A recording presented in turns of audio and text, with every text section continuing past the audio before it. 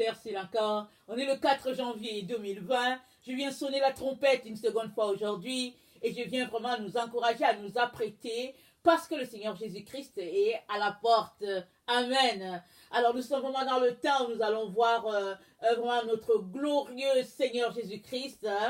Et évidemment, Jésus vient chercher ceux-là qui l'attendent, ceux-là en qui il se voit.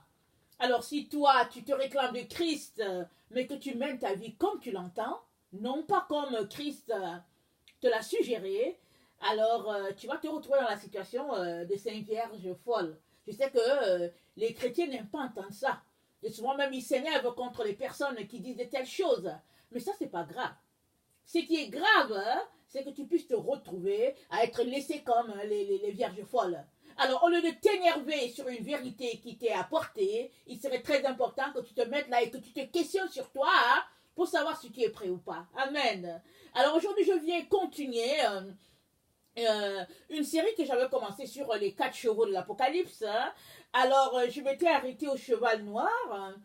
Et voilà, dans le temps des fêtes, j'ai été vraiment... j'étais vidée, j'étais très, très fatiguée. Alors, je me suis reposée. Et en tout cas, ça m'est sorti que je n'avais pas fini ma série. Ça m'est sorti la tête que je n'avais pas fini ma série. Alors là, aujourd'hui, je suis allée pour regarder mes vidéos. Je vais souvent en ligne pour voir un peu, pour me rafraîchir la mémoire. Et puis pour aussi écouter mes enseignements, parce que très très souvent, ces enseignements-là m'enseignent moi-même. Alors, c'est là que je me suis rendu compte qu'au fait...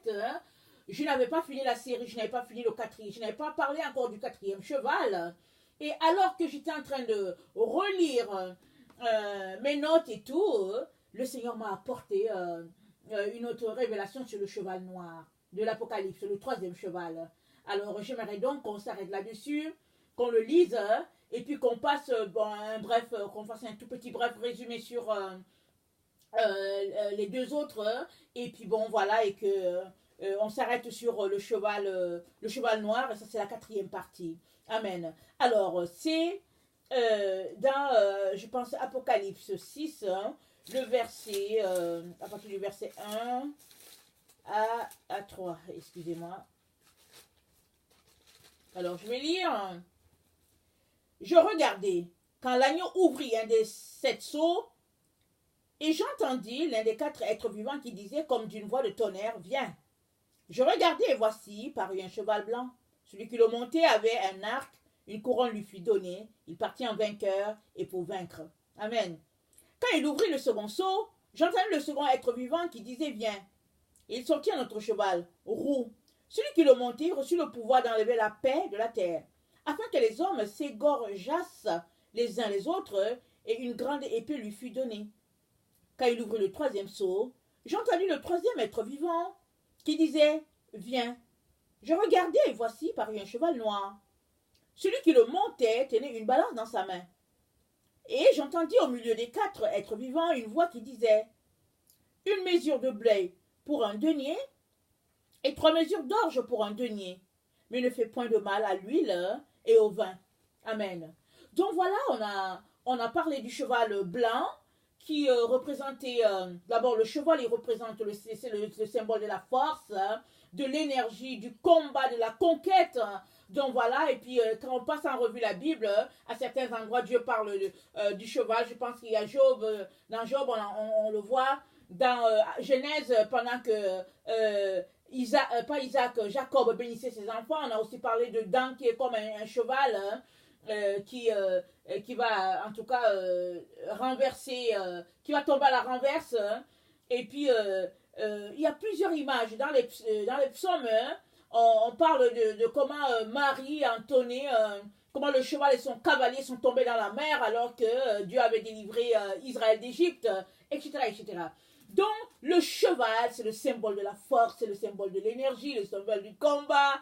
Amen. Mais un cheval sans Dieu à bord, ça ne marche pas. Amen.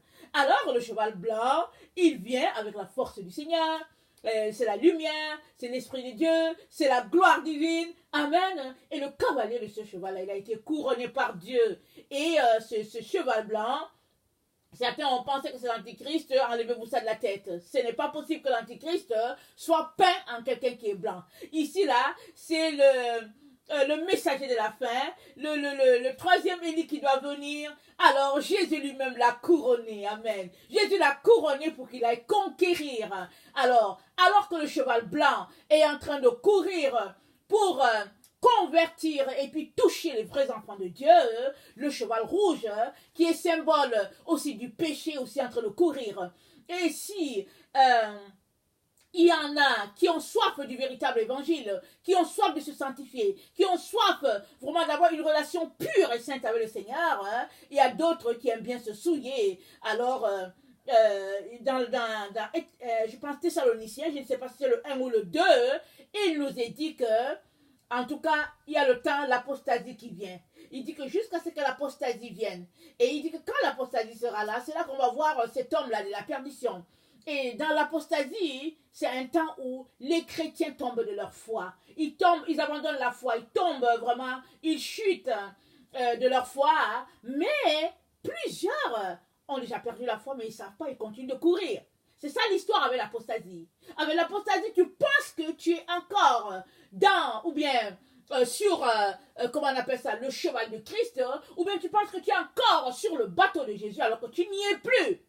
Tu as notre capitaine à bord et c'est le diable en personne. Amen. Parce que si tu marches selon Jésus-Christ uniquement, selon, en fait, son évangile, alors c'est Jésus-Christ qui conduit ton bateau.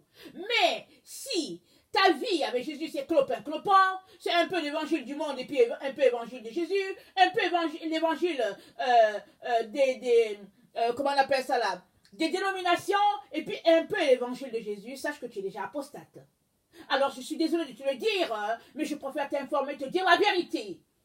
Alors, le seul évangile qui sera, au fait, digne de l'évangile de Jésus, c'est celui-là qui se concentre sur ce que Dieu a dit.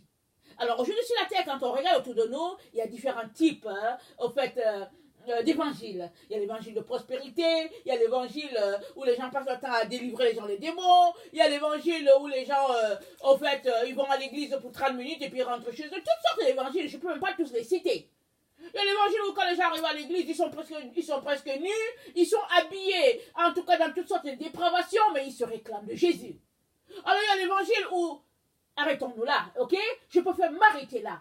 Mais le véritable évangile, c'est l'évangile là, qui est monté par le cheval blanc, non, qui est monté par le cavalier du cheval blanc. Alors cet évangile-là, c'est le véritable évangile. Et Jésus-Christ nous informe qu'il a couronné. Alors alors que cette personne court, il y a aussi les autres qui courent. Il y a les 3 chevaux qui sont en train de courir, le rouge, le noir, et puis je pense le vert pâle. Et puis ces 3-là, ils représentent Satan. Alors, Jésus-Christ nous informe que nous avons besoin d'être purifiés, d'être sanctifiés pour nous retrouver dans le bateau, le même bateau que Jésus-Christ. Alors, très très important. Alors, tout cela, j'avais juste expliqué le cheval blanc, hein, ok? Je vais expliquer le noir, c'est juste une petite révision. Alors, c'est l'absence de lumière, on le sait. Alors, ça représente le méchant, ça représente ce qui est malveillant, ça représente ce qui est mauvais, ça représente ce qui est néfaste, ça représente ce qui est infect. Alors, regardez un peu. Quand dans les temps de grande chaleur, quand quelqu'un porte le noir, il absorbe la lumière. Alors, le cheval noir, c'est toutes ces personnes-là qui sont au fait, qui courent pour Christ, mais ils sont après la lumière. Ils font tout pour éteindre ta lumière. Nous sommes dans le temps où Jésus-Christ a dit quoi? Il dit, fais attention quand on te vole ta couronne. Alors, les gens qui sont pour le cheval noir, ils sont autour de toi, mais pour tuer ta lumière. Ils font tout pour tuer ta lumière, soit par les médisances, soit par les calomnies, soit par les accusations, soit par les pièges qu'on te tend, ou bien des stratégies pour te faire tomber, toutes sortes d'histoires, j'en passe, ok? Et Jésus-Christ nous fait remarquer que le cheval noir et son cavalier, ils absorbent la lumière. Fais attention que ta lumière ne soit pas absorbée. Pour cela, il faut choisir tes amis. Il faut savoir avec qui tu es. Mieux vaut, dit les proverbes, en tout cas être avec un seul ami, que d'avoir 1000 amis et puis ils sont là pour ta perte. Et puis, moi je te dirais que mieux vaut ne pas avoir d'amis du tout, n'est qu'avoir Jésus et avoir la paix et puis être heureux. En tout cas, moi je suis heureux sur ma planète Terre. Alors, je ne m'inquiète pas, Jésus avec moi, la vie est belle. Amen. Alors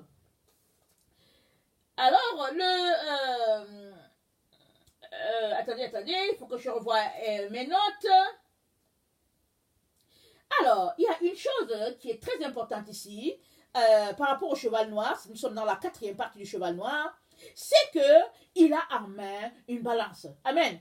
Alors, je pense, la 3e partie, le Seigneur nous avait fait remarquer que la balance, écoutez, ça parle de déni. Attendez, on va lire rapidement. On dit le verset 5, quand il ouvrit le 3e sceau, j'entendais le 3e être vivant qui disait, viens, je regardais et voici. Parut un cheval noir. Celui qui le montait tenait une balance dans sa main.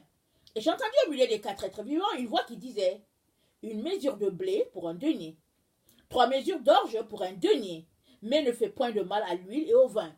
Alors, dans le temps de Jésus, le denier symbolisait le salaire, en tout cas du travail. Alors ici, ce cavalier-là, il tient en main une balance pour récompense. Et nous savons tous ici, regardez, il dit une mesure de blé pour un denier et 3 mesures d'orge pour un denier. Alors l'orge, les gens qui n'ont pas beaucoup les moyens, alors ils se contentent de l'orge. Et puis ceux-là qui ont des moyens, ils consomment le blé. Alors c'est une situation où, au fait, c'est ceux qui ont les moyens, ils sont capables de se payer les choses, et puis les autres pas. Mais la balance que ce cavalier a en main, c'est la balance de justice, parce que Dieu est un Dieu juste. Dans la 3e vidéo, j'avais parlé, j'avais fait mention du fait que c'est le Seigneur qui récompense tes œuvres. Amen. Alors, la Bible dit, on te mesurera avec la mesure dont tu seras mesuré. Et on y ajoutera, si tu as fait du bien. Et aussi, si c'est dans l'autre sens que tu t'es comporté, on retranchera aussi. Alors, le cavalier noir, il est rempli de déception. Il tient aussi dans la main la balance de la déception. Alors, noir, il n'a pas du tout la lumière de Jésus, mais il est convaincu qu'il a cette lumière-là. Alors, regardons autour de nous. Ouvrons nos yeux. Partout autour de nous, regardez, il y a plusieurs personnes qui sont là, qui aiment le Seigneur, entre guillemets, à leur manière. Au lieu d'aimer Jésus-Christ à la manière de Jésus, ils aiment Jésus-Christ à leur manière. Alors, un peu de Jésus, et puis un peu d'eux. Et ils vont te dire, il ne faut pas exagérer quand même. Ils vont te dire que non, Jésus n'est pas comme ça, il ne faut pas exagérer, il ne nous a pas appelés à nous aliéner, et puis tatati, et puis tatata. Mais quand on prend la parole de Dieu, retournons à l'Ancien Testament, c'est là-bas la base. Si tu refuses l'Ancien Testament, tu auras la difficulté à t'enraciner. Pourquoi? Parce que l'Ancien Testament, c'est la base. C'est la base de la parole de Dieu. Alors si toi tu es là, tu dis que tu aimes Jésus, mais que l'Ancien Testament n'est pas pour toi, en tout cas je t'invite à revoir ta doctrine. Très très important. Parce que tu ne peux pas aimer Jésus-Christ si tu n'aimes pas les 10 commandements. Et puis, les 10 commandements, ce n'est pas juste ça qui se trouve dans l'Ancien Testament, il y a beaucoup d'autres choses. Et aussi, pour l'enfant de Dieu, pour celui qui aime Jésus-Christ, les 10 commandements, ce n'est pas un fardeau. Ce n'est que vraiment quelque chose de très agréable, c'est un cadeau du ciel. Parce que les 10 commandements t'aident à savoir où marcher. Par exemple, Jésus-Christ dit, tu ne voleras pas. Est-ce que ça c'est une mauvaise chose? C'est pas mauvais. Alors, si tu arrives dans une situation où tu travailles dans le service de finances et qu'il t'est offert la possibilité de te virer, par exemple, un petit, combien, peut-être 100 dollars de plus par mois sans que personne le voie, à la fin de l'année, ça te fait 1200, hein? La parole de Dieu qui dit tu ne voleras pas te donnera de réaliser que, si personne ne te voit, Dieu, lui, il te voit. Et puis, à la fin, tu rendras compte de ce que tu as fait et tu vas te retrouver, en tout cas, là où les gens qui ne se comportent pas bien vont, c'est-à-dire en enfer. Alors, il est donc très important que tu puisses réaliser que les commandements divins dans l'Ancien Testament ne sont pas pour te nuire. C'est pour ton bien à toi. Très, très important. Alors, je t'invite à revoir ta philosophie en ce qui concerne l'Ancien Testament. Il y a beaucoup d'enfants de Dieu qui n'ont jamais lu l'Ancien Testament. Ou bien, ils vont le lire un peu, ils vont dire que non, mais ils exagèrent, et puis que le temps était rude, et que bon, c'était vraiment dur, c'était œil pour œil, et puis dent pour dent. Mais c'était comme ça. Il fallait que Dieu amène son peuple à la vérité, à réaliser que tu ne peux pas marcher clopin-clopin. Mais Dieu n'a pas changé. Aujourd'hui, les gens pensent que parce qu'on a l'évangile, ils disent que Jésus a payé pour qu'eux puissent pécher. C'est ça qu'ils sont en train de dire. Même si ce n'est pas dit ouvertement comme ça, ils te disent que ouais, on est sous la grâce après tout. Alors sous la grâce, qu'est-ce qu'ils sont en train de te dire? Ils sont en train de dire que Jésus a payé pour qu'ils puissent pécher. Alors si c'est pour cela que tu viens et tu suis Jésus, alors arrête déjà tout de suite. Arrête, parce que tu es en train de perdre ton temps. Va donc pécher correctement. Parce que Jésus-Christ a dit quoi?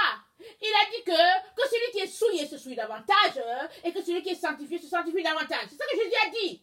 Alors toi tu perds ton temps à te retrouver au milieu parce qu'à la fin tu seras perdant. Parce que celui-là qu'on va envoyer en enfer là, il saura au moins qu'en tout cas il a péché correctement. Et l'autre qui va aller au paradis, c'est aussi qu'il s'est privé du monde. Mais toi qui te mets au milieu, comment tu vas voir ça? Tu seras déçu. Et Jésus-Christ, il aura de la tiédeur. Il a dit à Laodicée, tu n'es pas froid, tu n'es pas chaud, je te vomirai. Je te vomis parce que tu es tiède. Alors je viens t'encourager à fuir la tiédeur. La tiédeur, c'est quelque chose de très dangereux. Parce que ça t'empêche de décider. Alors quand tu décides sciemment de ce que tu es en train de faire. Tu ne vas accuser personne. Il y a des gens qui viennent dire, ouais, au fait, l'autre m'a conduit à faire ceci. Tu mens. L'autre m'a conduit, c'est parce que ton cœur était déjà comme ça. Arrêtons. Marchons dans la vérité et la pureté. Le Seigneur Jésus-Christ va nous visiter. Il va nous toucher. Parce que si tu choisis une voie et que tu es dans l'erreur, il va venir. En tout cas, moi, il est venu plusieurs fois à ma rescousse. Je me suis retrouvé, en tout cas, j'ai pris une voie et c'était pas ça. Je pensais que c'était sa voie, mais c'était pas ça. Il est venu à chaque fois me dire, non, ne va pas là. Alors, quand tu choisis, quand tu décides, Jésus vient toujours à ta rescousse parce qu'il voit ton cœur, il voit que, au fait, tu es en train de te perdre. Il vient toujours à toi. Mais si tu es là, clopin, clopin, puis bon, voilà, il te laisse dans ton clopin, clopin, et puis la récompense pour toi, c'est que tu vas te retrouver de l'autre côté alors que c'est pas ça que tu voulais. Il est donc très important que tu t'arrêtes maintenant et que tu décides de ce que tu vas faire de ta vie. Alors que celui qui est souillé se souille davantage, a dit Jésus, et que celui qui est sanctifié se sanctifie. Moi, je t'encourage à te sanctifier. Parce que ce n'est que ceux-là qui se sanctifient et qui recherchent la paix avec tous les hommes, c'est eux seulement qui verront Dieu. Les autres, en tout cas, ils ne seront pas dans la présence de Dieu. Très très important de soupirer, d'aspirer à sa présence et de laisser le monde aller pour avoir cette présence-là au maximum. Que son nom soit béni. Alors, le cheval noir représente donc le faux évangile. C'est rempli partout autour de nous. Alors les personnes qui pratiquent cet évangile-là, ils sont convaincus d'être dans la vérité et surtout ne leur dis pas qu'ils sont dans le faux. Hein? Ne leur dis pas. Alors, un exemple. Il faut que je vous donne un exemple frappant. Regardez. Comme je vous ai dit, moi j'ai grandi dans l'église. Hein? Peu importe l'endroit où je suis grandi dans l'église, mon grand-père était pasteur. Alors j'ai grandi dans ce milieu-là et petit à petit, bon, on finit par savoir ce qui se passe dans ce milieu-là, ok? C'est les mêmes choses qui se passent, que tu sois, peu importe le continent, c'est les mêmes choses qui se passent. Alors tu as besoin de te battre pour ne pas tomber dans leur filet. Et si tu es bien dans le filet, en tout cas pour que tu sortes, c'est compliqué. Tu sais pourquoi? Parce que chaque fois que tu voudras sortir et que tu parleras à quelqu'un, ils vont te bousculer encore dans le filet, pour que tu tombes encore là-bas, en profondeur. Alors la meilleure façon pour toi de sortir du filet, là, des religions et puis de toutes ces choses-là, c'est de ne rien dire, hein. Faut les regarder, c'est tout. Excusez-moi. Une fois que le Seigneur ouvre tes yeux, en tout cas tes jambes à ton cou, enlève tes pieds. Parce que leur travail, leur spécialité, c'est de te conduire dans le filet. Pourquoi ils sont dedans? Ils veulent que tu sois comme eux. Fuis. Sors de là. Et quand même tu es assis avec eux, ne fais pas ce qu'ils font. Prie pour eux. Et c'est tout. Et puis, demande au Seigneur de venir à ton secours. Parce que si le Seigneur t'a dit, allez, tes jambes à ton cou, allez, prends-les et puis sors. Sors de ces milieux-là. Mais si le Seigneur ne t'a pas dit que tu dois sortir de là, reste là parce que le Seigneur te veut là, parce qu'il veut que tu pries. Amen. Mais ne fais pas comme eux, par exemple. Alléluia. Ok. Bon, oui, je voulais qu'on lise Éphésiens pour vous parler un peu de ce qui se passe un peu dans le milieu chrétien. Il y a beaucoup de gens qui pensent que je suis contre le milieu chrétien. Une chose est sûre, Jésus-Christ nous a appelés à une vie de sainteté et de pureté. Alors quand on se regroupe, c'est pour devenir meilleur, pas pour devenir pire. C'est ça que l'apôtre Paul a dit. Il dit, vous vous assemblez, 1 Corinthiens 11, non pour devenir meilleur, mais pour devenir pire. Quand on prend la Sainte Seine, c'est ça qu'il disait. Alors si nous nous rassemblons, peu importe que ce soit dimanche, samedi, vendredi, c'est pour qu'on soit pur. Alors, mais si tu te rassembles avec les gens et qu'à la fin, quand tu fais le bilan de ta vie, ce n'est que piètre, il est très important que tu remettes ta vie en question et que tu sortes de là. Parce que ce groupe-là te conduira en enfer. Ils sont déjà en enfer. Même s'ils ne le réalisent pas, ils le sont. Il est important que tu fuis pour ta vie. Très, très important. Amen. Alors, Éphésiens 5, à partir du verset 22, on va le lire. Éphésiens 5, le verset 22. Femmes, soyez soumises à vos maris comme au Seigneur. Car le mari est le chef de la femme, comme Christ est le chef de l'Église, qui est son corps et dont il est le sauveur. On va relire, ok? Femmes, soyez soumises à vos maris comme au Seigneur. Verset 22. Verset 23. Car le mari est le chef de la femme, comme Christ est le chef de l'Église, qui est son corps, dont il est le sauveur. Où est-ce que c'est écrit que Jésus-Christ, où est-ce que c'est écrit que l'Église c'est l'épouse de Christ? Je n'ai écrit nulle part. Mais c'est la théorie qui est véhiculée dans nos églises. Partout sur la terre, dans l'église, ils disent que oui, l'église c'est l'épouse de Christ. Ils disent ça. Mais c'est faux. C'est archi faux. Si toi tu es assis là, en te disant que tu vas à l'église et puis tu es l'épouse de Christ, alors sache que tu vis dans le leurre. Tu vis dans le mensonge. Et tout ce qui est mensonge périra en enfer. Il est donc important que tu t'arrêtes sur la vérité et que tu l'assimiles dans ta vie. Très, très important. Ok. Donc, verset 23. Car le mari est le chef de la femme, comme Christ est le chef de l'Église, qui est son corps. L'Église, là, c'est le corps de Christ. Christ est le chef, mais l'Église, c'est son corps. Alors, l'Église, c'est pas son épouse. C'est le corps.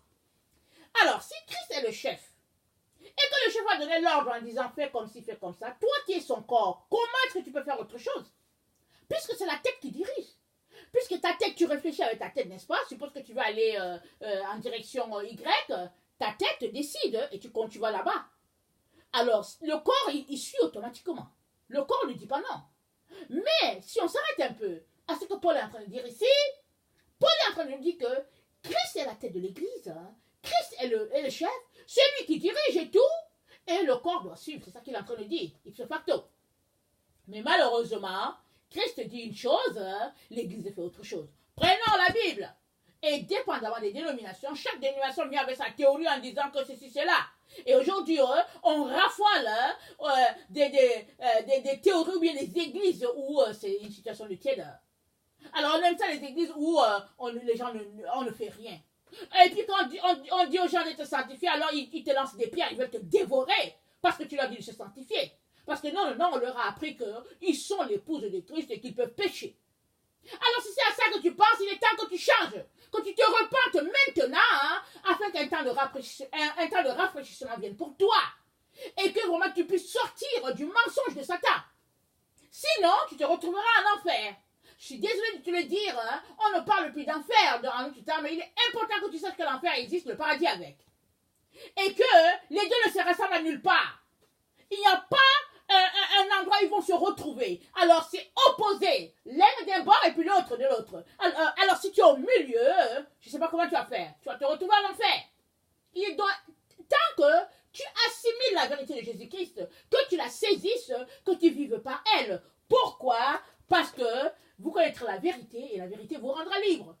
C'est que la vérité qui t'affranchira. Alors si tu continues de vivre sur ce mensonge-là, en disant que tu vas à l'église et que l'église c'est l'épouse de Christ, hein, alors c'est barré pour toi. Amen.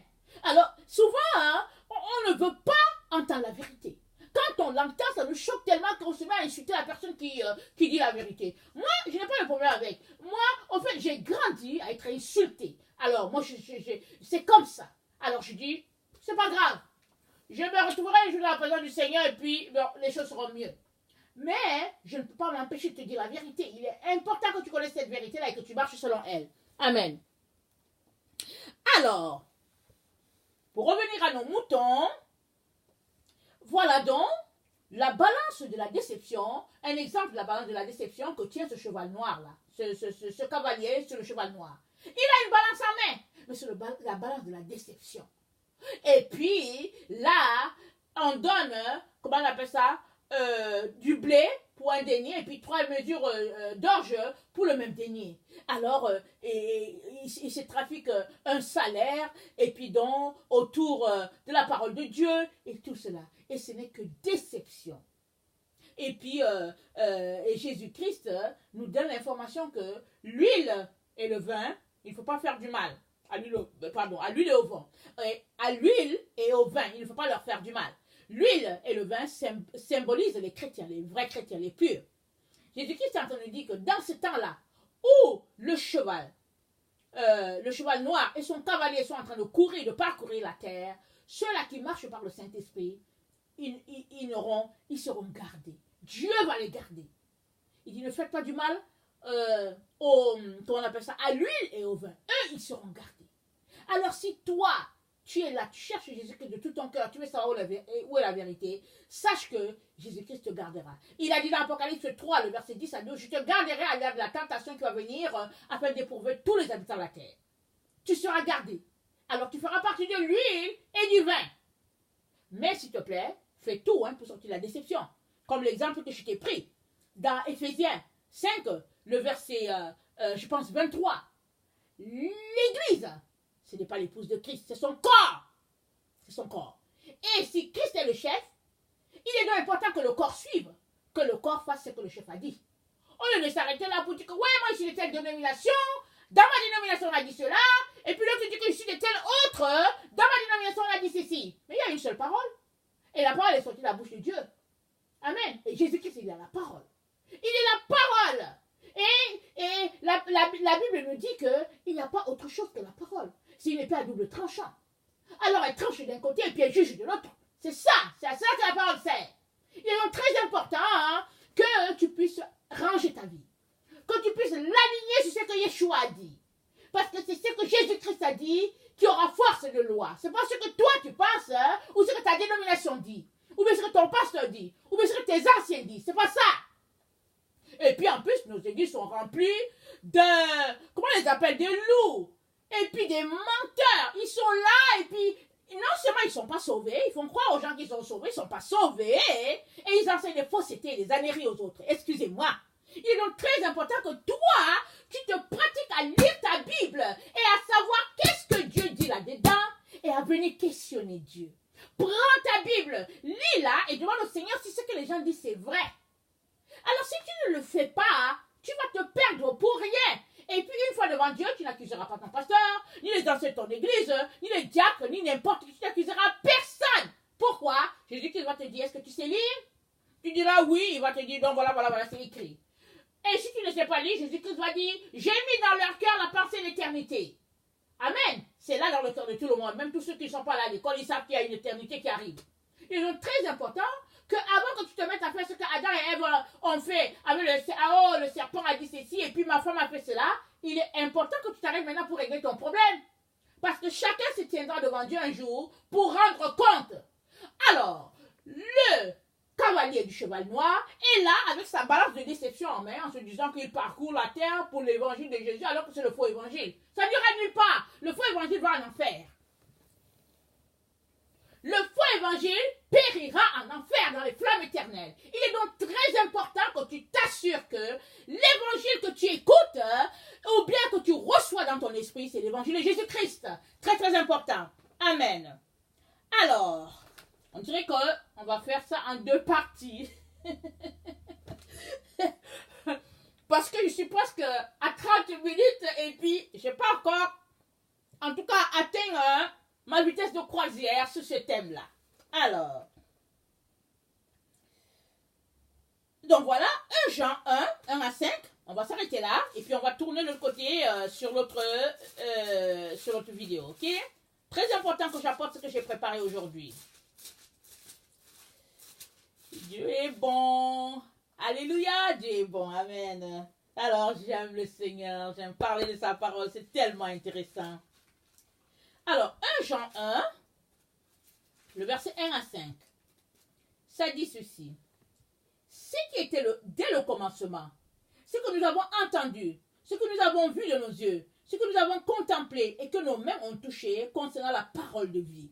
évidemment Jésus-Christ. Car la vie a été manifestée et nous l'avons vue et nous lui rendons témoignage et nous vous annonçons la vie éternelle qui était auprès du Père et qui nous a été manifestée. Alléluia. Ce que nous avons vu et entendu, nous vous l'annonçons à vous aussi afin que vous aussi vous soyez en communion avec nous. Or, notre communion est avec le Père et avec son Fils Jésus-Christ. Et nous écrivons ces choses afin que notre joie soit parfaite. La nouvelle que nous vous avons apprise de lui et que nous vous annonçons, c'est que Dieu est lumière et qu'il n'y a point de ténèbres en lui. Alléluia. Alors, le cheval noir et son cavalier n'ont pas de lumière. Ils n'ont pas de lumière. Ils sont dans la déception la plus totale. Parce que Jésus-Christ, c'est lui la lumière. Alors, si toi, tu te réclames de Jésus et que ton évangile n'est pas celui de Jésus-Christ, en tout cas, il est évident que tu es dans les ténèbres. Et le Seigneur nous a appelés à être dans la lumière. Parce que la lumière, c'est la vérité. Et c'est la vérité qui nous a franchis. Alors, si toi, ta lumière n'est qu'obscurité, comme nous l'avons vu, alors tu comprends que tu ne vas nulle part. Amen. Alors, que le Seigneur bénisse sa parole. Je m'arrête là pour aujourd'hui. Je vous reprends à l'autre vidéo. Soyez bénis. Je vous aime beaucoup. Dieu davantage. Merci.